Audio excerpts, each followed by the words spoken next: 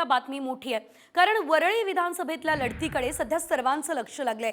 मात्र मतदानाआधीच वरळी विधानसभेत आरोप प्रत्यारोपांच्या फैरी झडताना दिसताय। मनसेचे उमेदवार संदीप देशपांडे यांनी वरळीच्या रतन सिंधू या इमारतीमध्ये 24व्या मजल्यावर मीटिंग घेतली आहे असा आरोप ठाकरे गटाचा आहे।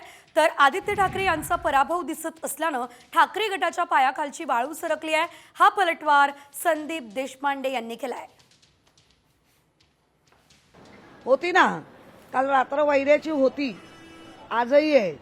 काल ह्या समोर जी दिसते आपल्याला इमारत रत्न सिंधू आणि त्याच्याबरोबर टोलेजंग इमारत, तिथे संदीप देशपांडे आले होते। ते 24व्या माळ्यावर गेले, त्यांनी मीटिंग घेतली, पैसे वाटप करतायत आणि बरेचसे शिंदे गटाच्याच लोकांना पकडले।